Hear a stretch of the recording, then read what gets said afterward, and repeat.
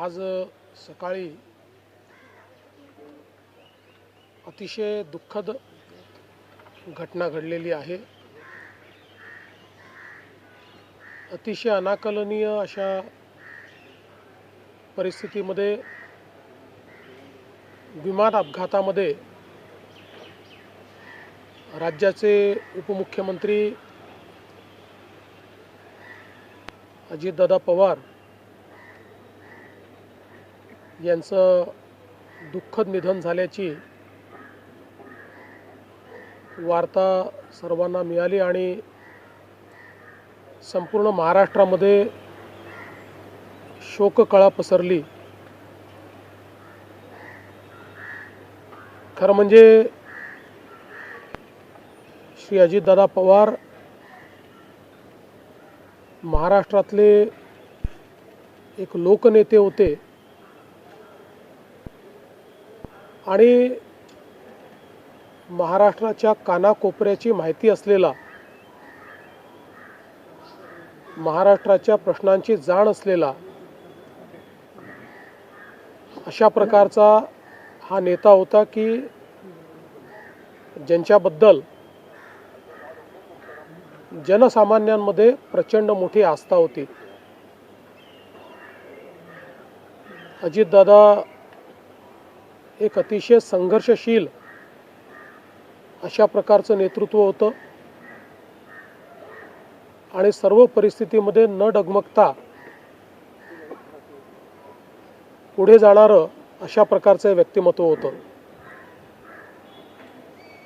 महाराष्ट्राकरता आजचा दिवस हा अतिशय कठीण दिवस आहे, कारण अशा प्रकारचं नेतृत्व तयार व्हायला अनेक वर्ष लागतात आणि ज्यावेळी महाराष्ट्राच्या विकासामध्ये अतिशय महत्त्वपूर्ण योगदान ते देत होते, अशा काळामध्ये त्यांचं निघून जाणं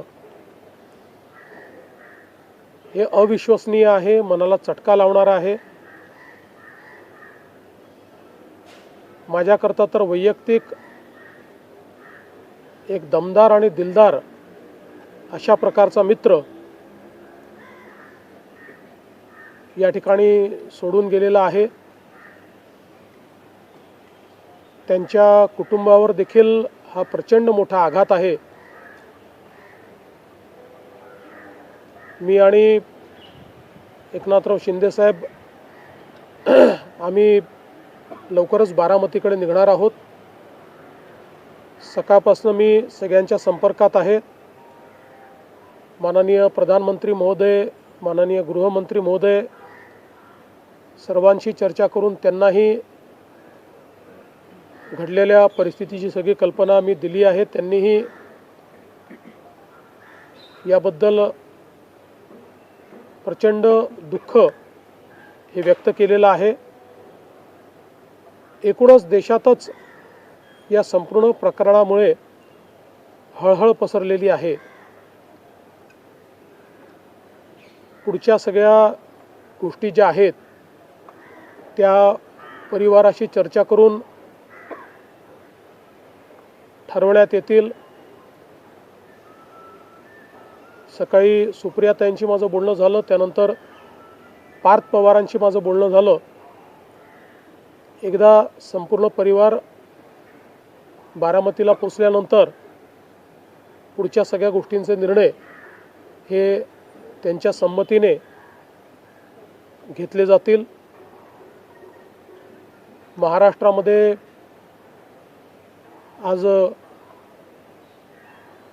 शासकीय सुट्टी आम्ही घोषित केलेली आहे आणि त्यासोबत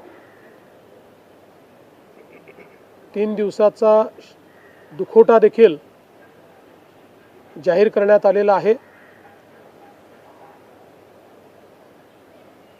पुढच्या सगळ्या बाबींची कल्पना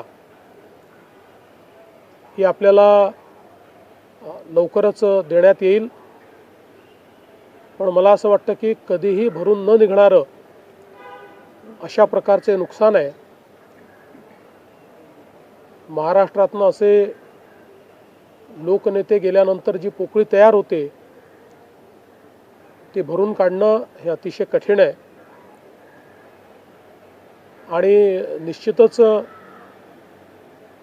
इतक्या सोबत, इतक्या जवळून आणि इतक्या संघर्षाच्या काळात एकत्रित काम केलेलं आहे की त्यातनं खरं तर अशा गोष्टीवर विश्वास ठेवायलाच मन तयार होत नाही. तर पुढच्या ज्या काही गोष्टी जशा ठरतील तसं आपल्याला कळवण्यात येईल.